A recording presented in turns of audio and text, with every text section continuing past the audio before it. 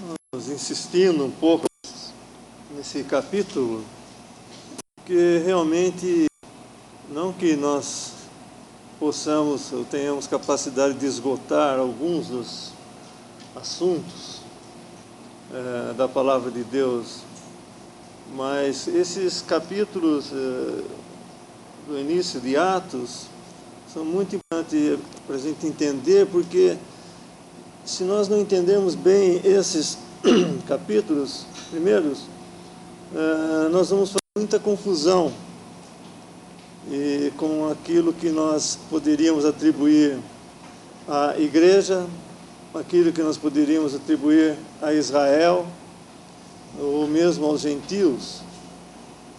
Então, esse assunto aqui é de suma importância para nós entendermos, como o apóstolo Paulo disse a Timóteo, né, para dividir bem as Escrituras. E nós estamos vendo aqui, nesse começo do livro, algo que o Senhor tinha já dado um resumo, e foi mencionado isso já aqui, mas eu gostaria de ler a passagem para nós irmos um pouco devagar com esses capítulos, para podermos entender melhor. Podemos abrir em Lucas capítulo 13, o Evangelho de Lucas, o capítulo 13, o versículo 6. E dizia esta parábola: um certo homem tinha uma figueira plantada na sua vinha, e foi procurar nela fruto, não o achando.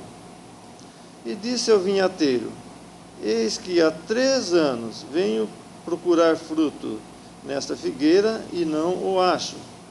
Corta, porque ocupa ainda a terra inutilmente? E respondendo ele, disse-lhe: Senhor, deixa este ano, até que eu a escave e a esterque. E se der fruto, ficará, e se não, depois a mandarás cortar. Isso é uma parábola muito interessante, porque nós temos aqui a figura do Senhor Jesus, né? Esse Senhor, um certo homem tinha uma figueira plantada numa vinha, e essa vinha é o mundo, né? E a figueira é uma figura de Israel. Em Isaías nós vemos isso. E o Senhor diz que veio, há 3 anos ele veio procurar fruto nessa figueira e não achou. Nós bem sabemos que o ministério do Senhor Jesus aqui na terra de 3 anos e meio, aproximadamente. E o Senhor, então, no seu tempo aqui, iniciando o seu ministério, 3 anos ele procurou frutos em Israel e não achou. E ele então diz ao vinhateiro, que é uma figura, né, do Espírito Santo, dizendo: corta, vamos tirar Israel como testemunho aqui na terra, já não serve mais, não dá fruto. Mas figuradamente, né, o Espírito Santo diz: olha, deixa que eu esterque, escave, cuide dela por mais 1 ano, e se não der fruto, depois mandará cortar. Então, isso que nós estamos vendo aqui em Atos. Esses 3 anos do ministério do Senhor Jesus se passaram com ele em vida e não deu fruto. Depois da sua morte, ressurreição, assunção e glorificação, então o Espírito Santo veio aqui na terra, como nós temos estudado aqui, de uma forma como nunca tinha vindo antes, habitar em crentes e entre crentes. E, por assim dizer, ele estercou, ele cuidou tentou, né, trazer Israel à consciência do que eles haviam feito. E, inclusive, essa pregação de Pedro nos fala muito disso também. E eles haviam rejeitado a Deus, né, no Antigo Testamento, sendo infiéis, rejeitando, transgredindo a lei e tudo mais. Haviam rejeitado ao Senhor, e agora eles iriam rejeitar o Espírito Santo. E nós vemos isso no capítulo 7 de Atos. Então, esse 1 ano que o Espírito Santo falou para aguardar até que fosse cuidado dessa figueira, foi até Estevão. Podemos ler uns versículos no capítulo 7 de Atos. Nós vemos um capítulo muito longo e vemos Estevão, que foi o primeiro mártir, né? E ele expondo tanto e falando que eles haviam rejeitado a Deus. E eles sempre haviam rejeitado o Espírito Santo. E agora eles estavam rejeitando a Cristo glorificado. Eles rejeitaram ao Senhor na sua humilhação e agora estavam rejeitando-o na sua glorificação. E rejeitando o testemunho do Espírito Santo disso. Então, no capítulo 7 de Atos, no versículo 55, depois de fazer esse longo discurso mostrando como Israel tinha sido rebelde, né? Essa figueira tinha sido rebelde, então ele diz essas palavras no final, versículo 55. O versículo 54, e ouvindo eles isto, os israelitas, né, os judeus, enfureciam-se em seus corações e rangiam os dentes contra ele. Mas ele, estando cheio do Espírito Santo, fixando os olhos no céu, viu a glória de Jesus e Jesus que estava à direita de Deus. E disse, eis que vejo os céus abertos e o Filho do Homem que está em pé, à mão direita de Deus. Mas eles gritaram com grande voz, taparam seus ouvidos e arremeteram unânimes contra ele, e expulsando-o da cidade, o apedrejaram. E as testemunhas depuseram os seus vestidos aos pés de um mancebo chamado Saulo. E apedrejaram a Estevão, que em invocação dizia, Senhor Jesus, recebe o meu espírito. E pondo-se de joelhos, clamou com grande voz, Senhor, não lhes imputes este pecado. E tendo dito isto, adormeceu. Então nós estamos vendo aqui que esse chegou o momento, né, de que a figueira pararia, Israel pararia de ser um testemunho de Deus aqui na terra, seria rejeitado. Mas como diz lá naquele versículo que nós lemos em Lucas 13, ele fala que deixa que eu esterque 1 ano, escave, esterque, e se não der fruto, depois mandará cortar. Então, ainda não foi aqui que Deus deixou de cuidar com Israel, o Espírito Santo deixou de cuidar com Israel. Nós vemos que isso sucedeu praticamente em 70 depois de Cristo, mais ou menos, com a invasão do Império Romano, né, a Jerusalém, e a destruição da cidade, espalhou então todo o povo para todo mundo, né, essa dispersão que houve. E então ali então cessou completamente Israel como testemunho de Deus na terra. Então essa história, esse resumo, o Senhor dá até esse momento aqui de Estevão, e eles rejeitaram ao Espírito Santo aqui. E nós vemos que é a última vez que Cristo é visto em pé, porque depois disso nós só vemos que ele está assentado à destra da majestade nas alturas. E ele está em pé aqui, possivelmente como uma figura de que se Israel aceitasse ainda assim o testemunho, quer dizer, se ele não rejeitasse esse último ano de tentativa de cativar Israel, se ele rejeitasse mais uma vez, ou melhor, se ele aceitasse, se Israel aceitasse, ele estaria em pé, ele voltaria para estabelecer o seu reino com Israel aqui. É claro que aconteceria muitas coisas ainda, mas ele viria para estabelecer o seu reino aqui. Mas, nesse momento aqui, Israel está já, vamos dizer assim, está dada a sentença a Israel, mas só de fato se executa isso quando, no ano 70, mais ou menos, depois de Cristo, então,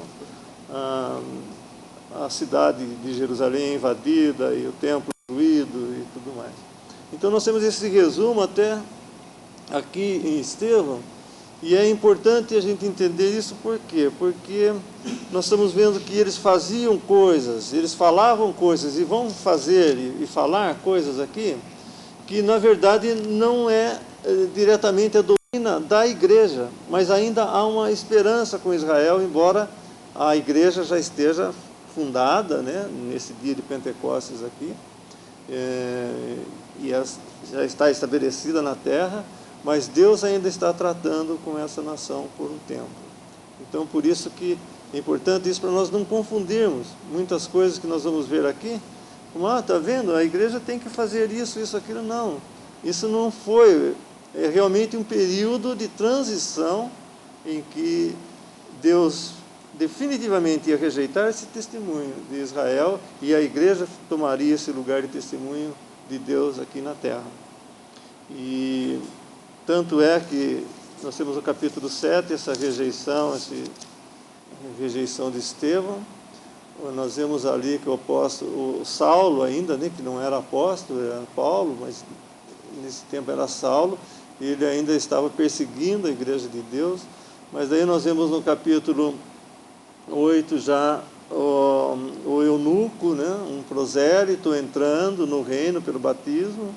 Aí em seguida nós temos Samaria, né, recebendo também o evangelho e sendo batizado. E depois nós vemos no capítulo 10, então, os gentios, né, Cornélio, então, sendo recebido. Então foi uma progressão, como o Senhor tinha dito, começaria por Jerusalém, depois Samaria e até os confins da terra.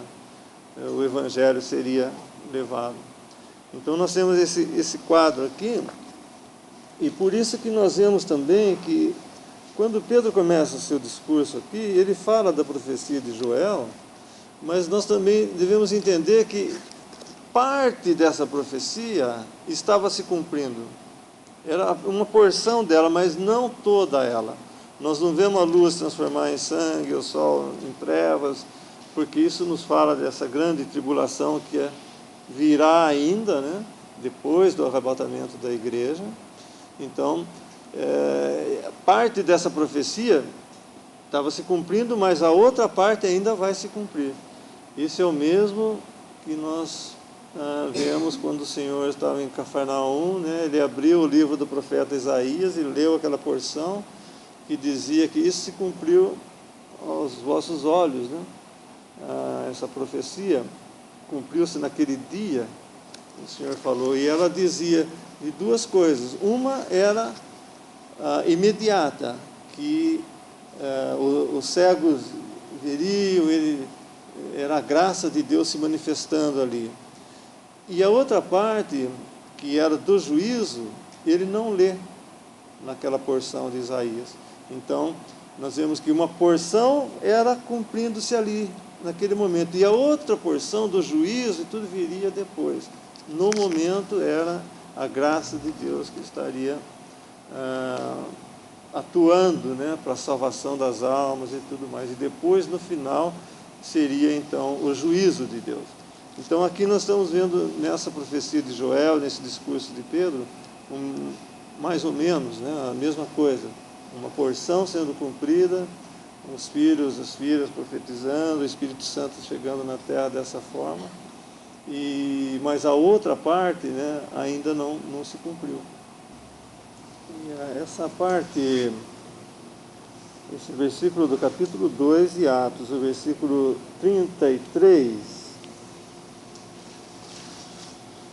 de sorte que, exaltado pela destra de Deus, e tendo recebido do Pai a promessa do Espírito Santo, derramou isto que agora vedes e ouvis.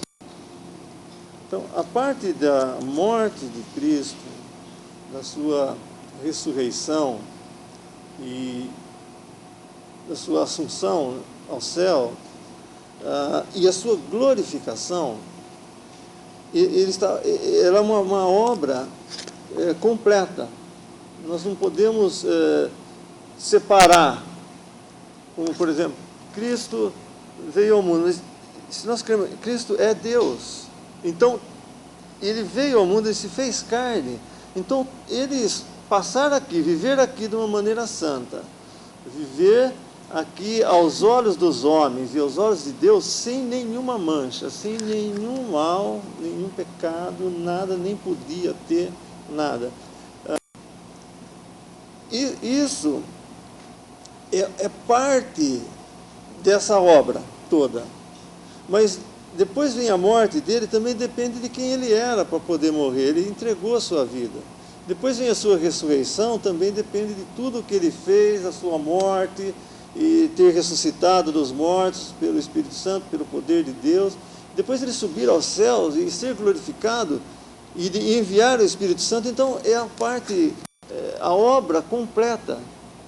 Às vezes nós falamos dela separadamente para apreciarmos, né, a beleza, a maravilha dessa obra em partes, mas ela é um todo.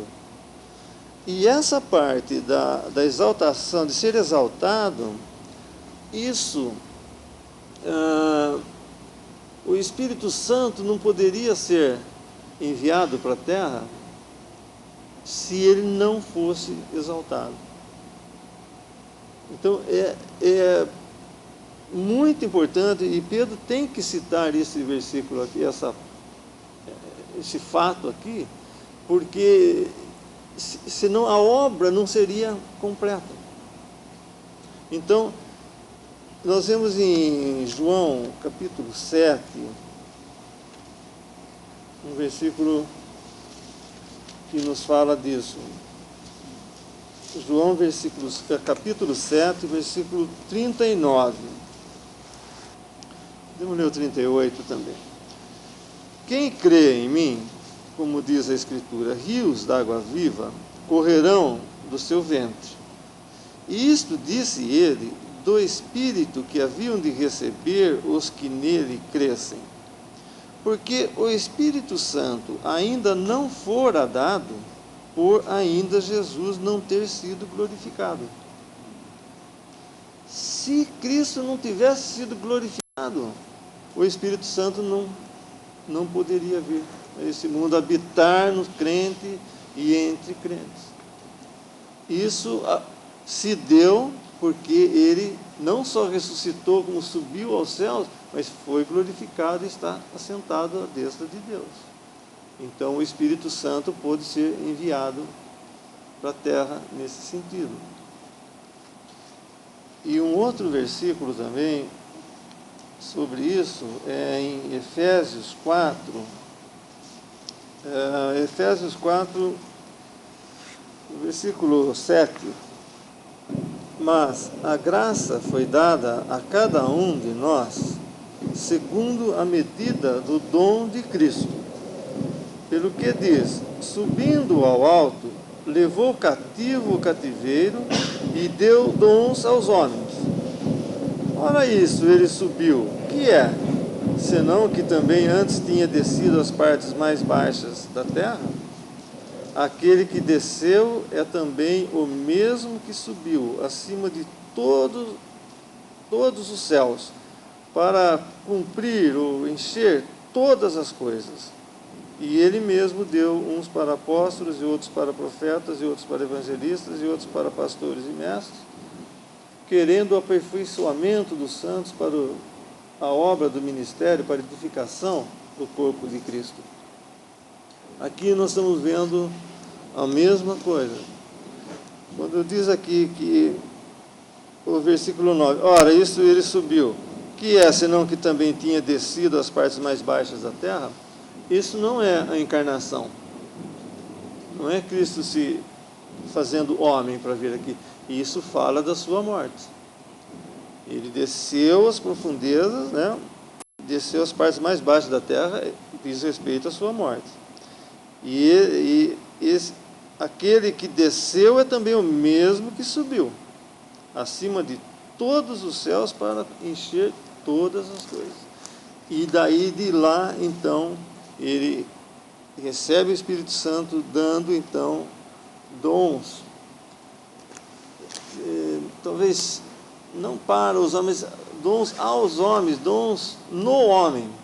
Esses dons que são mencionados aqui são diferentes dos dons que o Espírito Santo reparte a cada um, como nós vemos em 1 Coríntios 12, 13, os dons miraculosos, por exemplo. Esses são homens como dons que eles foram dados, né, por um Cristo glorificado. Esses apóstolos, esses profetas aqui são apóstolos e profetas do Novo Testamento, depois da glorificação de Cristo. Eles até diferem dos 12 apóstolos que foram antes de Cristo ser glorificado. Esses daqui foram dados, né, esses dons, homens como dons, diretamente de um Cristo glorificado. Então, deu com essa finalidade, né, da edificação do corpo de Cristo, para que todos cheguemos ao conhecimento do Filho de Deus, a varão perfeita, à medida da estatura completa de Cristo. Então, o que nós estamos vendo aqui em Atos, né, nesse período de transição, são todas essas coisas maravilhosas, essas coisas que nunca alguém ouviu tais coisas antes da glorificação de Cristo. Agora sim, eles estão falando de coisas de um Cristo glorificado, mas Deus ainda está tratando com Israel de alguma forma, na sua paciência, na sua longanimidade, até que Israel então é colocado inteiramente à parte, né, como testemunho na terra, e entra então esse tempo da graça de Deus, e que a igreja está aqui, né, tomando o lugar desse testemunho na terra. Nós bem sabemos que a igreja também fracassou nesse testemunho, e assim como todas as coisas que Deus estabelece em perfeição, o homem deteriora. Isso aconteceu também com a igreja, e esse testemunho da igreja vai terminar aqui na terra também, no dia em que Cristo vier para arrebatar a sua igreja. Aí então começa esse período de tribulação, 3 anos e meio, conhecidos como princípio das dores, e depois mais 3 anos e meio, que são a grande tribulação propriamente dita. São 7 anos dessas provas que Deus vai dar para experimentar o homem sobre a terra, tendo em vista o evangelho do reino sendo pregado nesse tempo, dos 7 anos, e daí então o estabelecimento do reinado de Cristo aqui na terra com o seu povo de Israel, que ele rejeitou temporariamente. Isso nós vemos em Romanos 9. Ele rejeitou temporariamente, depois ele vai restaurar Israel, e Israel então vai ser como cabeça das nações aqui neste mundo. Mas agora nós estamos vendo aqui algo que já se passou em Atos 2, né? E nós estamos vivendo agora plenamente esse tempo da graça de Deus. Estamos vendo a ruína da igreja totalmente desonrando Cristo, talvez até de uma maneira pior do que Israel desonrou a Deus. E vai chegar um momento em que esse tempo também termina, que Deus volta a tratar com Israel novamente. É interessante que nos 2 discursos aqui, tanto de Pedro, no nosso capítulo 2 de Atos, como de Estevão, no capítulo 7 de Atos, o público é o mesmo. Os 2 estão falando a judeus, a israelitas, a nação escolhida por Deus. Pedro começa o seu discurso falando: varões judeus e todos os que habitais em Jerusalém. E aí ele vai discorrendo, e lá também Estevão, ele fala: varões, irmãos e pais, ouvi, o Deus da glória apareceu ao nosso pai Abraão, etc. Estevão começa muito mais atrás na história. Ele começa lá em Abraão e vai chegar até Cristo, mas ele passa praticamente por toda a história de Israel.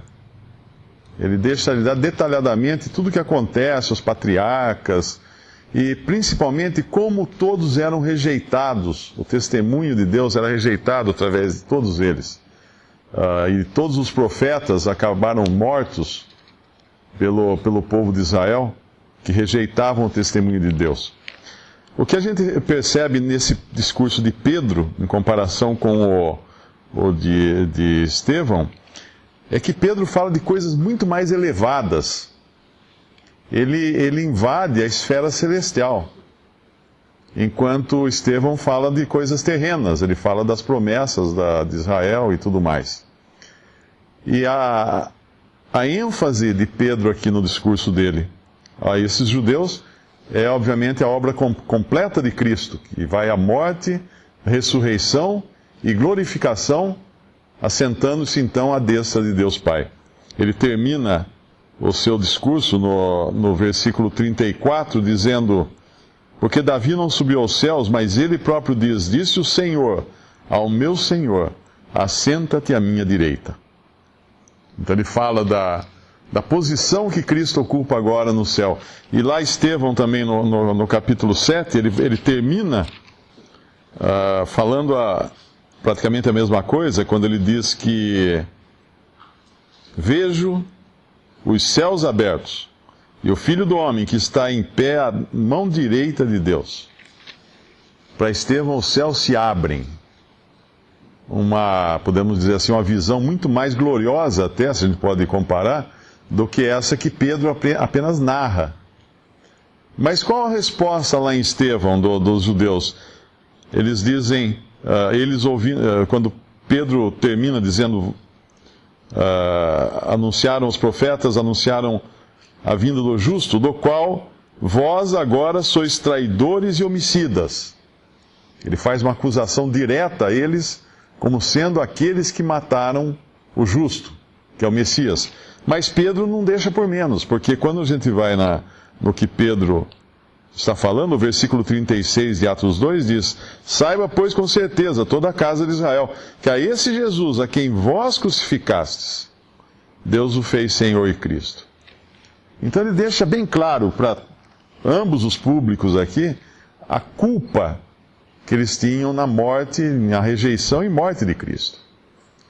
Porém, enquanto os irmãos ali, os judeus ali, em Atos 2, respondem a isso no versículo 37, com um coração apertado, com um coração arrependido, com um coração compungido, e ouvindo eles isto, compungiram-se em seu coração e perguntaram a Pedro e aos demais apóstolos: que faremos, varões e irmãos?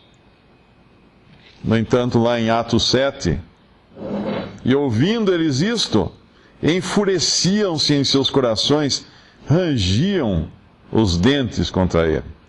E quando Estevão fala que vê a Cristo em pé, à destra de Deus, eles gritaram com grande voz, taparam seus ouvidos e arremeteram unânimes contra ele. Que reação completamente diferente. Praticamente, nos dois casos, a culpabilidade deles como povo de Israel é expressada de maneira muito clara, mas uns recebem isso perguntando: o que nós faremos? Com o coração quebrantado, e outros tapam os ouvidos e como que dizendo: nós não queremos ouvir isso. E o que eles fazem? Matam Estevão, apedrejam Estevão. Nós podemos ver como Deus, na sua misericórdia, Ele tocou o coração desses primeiros aqui em Atos 2, e eles vão então fazer parte agora da igreja, que é o corpo de Cristo. Eles vão ser batizados, eles perguntam o que devem fazer, então vem o batismo, e vem em seguida, eles recebem o Espírito Santo, assim como tinham recebido aqueles que estavam lá, os 120 reunidos no cenáculo, e ali está então o início da igreja. Então não é tão estranho nós vermos que Pedro fala de uma profecia que parece incompleta, porque ela é incompleta. Quando ele fala do que disse o profeta Joel: nos últimos dias acontecerá, diz Deus, Atos 2:17, que do meu espírito derramarei sobre toda a carne, e os vossos filhos e as vossas filhas profetizarão. Os vossos mancebos terão visões, os vossos velhos sonharão sonhos, e também do meu Espírito derramarei sobre os meus servos e minhas servas naqueles dias e profetizarão. Até aqui, muito disso acontece agora em Atos. Mas farei aparecer prodígios em cima no céu, e sinais embaixo na terra, sangue, fogo e vapor de fumo. O sol se converterá em trevas, a lua em sangue, antes de chegar o grande e glorioso dia do Senhor. Aqui não aconteceu ainda, mas vai acontecer. Quando o Senhor Jesus entrou na sinagoga e leu o profeta Isaías, ele também fez a mesma coisa. Ele vai até um certo ponto, ele para na profecia de Isaías que falava dele, porque o que vinha em seguida era juízo. Aqui Pedro não para, mas a execução desse juízo ainda está suspensa até a hora que Deus escolheu para isso. Mas o ponto principal desse discurso de Pedro é essa ênfase na ressurreição e na glorificação. Não existe cristianismo sem a ressurreição de Cristo. Não existe cristianismo sem um Cristo glorificado à destra de Deus nos céus, num corpo perfeito e glorioso. Não existe cristianismo se não forem esses elementos. E quando a gente pega qualquer religião do mundo, o que falta a qualquer religião do mundo? Falta o sangue do sacrifício do Cordeiro, falta o Cordeiro ressuscitado, falta o Cordeiro glorificado nos céus. Qualquer religião humana para antes disso. Fica nas boas obras, fazer isso, fazer aquilo, se aperfeiçoar, melhorar aqui, melhorar ali, mas nunca entra no sacrifício do sangue do Cordeiro derramado na cruz. Eu me lembro sempre daquele folheto que contava a história de um hebreu, de um judeu, que ele começa a ficar aflito, porque ele entra num lugar, escuta pregarem o Evangelho e falarem do Cordeiro que tinha sido morto, e que o sangue tinha sido derramado, e daí ele se lembrou de uma coisa: desde que o templo foi destruído, nunca mais aconteceram sacrifícios em Israel. Aqueles animais que eram sacrificados como oferta pelo pecado, nunca mais. Então ele começa a perguntar: cadê o sangue? Onde está o sangue? E ele fica tão aflito com aquilo, que daí ele vai entender que o sangue foi sim derramado, mas de uma vez para sempre, por meio de Cristo Jesus sendo sacrificado. Mas esse sangue derramado não teria nenhum valor para nós, nenhuma valia para nós, se Cristo permanecesse na morte. E aqui Pedro insiste nesse ponto, duas vezes ele fala. Primeiro na profecia, no versículo 27, pois não deixarás a minha alma no Hades, nem permitirás que o teu santo veja a corrupção. E depois no versículo 31, nessa previsão disse da ressurreição de Cristo, que a sua alma não foi deixada no Hades. O Hades é a condição de morte. Nem a sua carne viu a corrupção. Portanto, quando nós vemos todo o discurso de Estevão lá na frente, falando de tanta coisa que Deus fez por aquele povo, de tanto que Deus insistiu em salvar, em guiar aquele povo para a sua terra, em abençoar aquele povo, e ainda assim eles taparam os ouvidos para Deus, taparam os ouvidos para o testemunho do Espírito Santo. E quando nós pensamos nesses abençoados aqui, que ao invés de taparem os ouvidos, eles perguntaram: o que faremos? O que faremos? Essa é a resposta de um coração compungido. O Espírito Santo está hoje ainda falando nos corações. O Espírito Santo está hoje ainda insistindo, convencendo do pecado, do juízo e da justiça. O Espírito Santo está fazendo isso. Alguns dizem: o que faremos? Como disse aquele carcereiro depois, que era um gentil: que farei para ser salvo? Outros tapam seus ouvidos, rangem os dentes, apedrejam o testemunho, não querem nada com aquilo que Deus está falando nos seus corações. Que precioso é sabermos como Deus é paciente. Nenhum de nós teria a paciência que Deus tem, obviamente, mas quando nós lemos, nós vamos ler Atos agora, nós vamos ver que mesmo tratando com os cristãos agora, com esses que vivem em novidade de vida, com esses que têm a nova natureza, são nova criação em Cristo, como Deus será paciente em cada passo desses. E hoje, 2000 anos, nós podemos pensar, será que se algum de nós, falando reverentemente, falando com o homem, se fôssemos Deus, será que a gente teria tido a paciência de deixar a ruína do testemunho cristão chegar ao ponto que chegou? Deus esperou séculos que Israel aceitasse, teve, como o irmão explicou, teve a paciência de aguardar mais um ano aqui, né? Dando esse testemunho através de Estevão. E nós estamos há 2000 anos. Há 2000 anos. E hoje nós ouvimos a mesma coisa que aconteceu com Israel, nós ouvimos no cristianismo. Tapar os ouvidos para a voz do Espírito Santo. Fechar totalmente os olhos para aquilo que Deus faz. E seguir o caminho que deseja. O mesmo caminho que Adão escolheu lá no princípio. Independência total de Deus.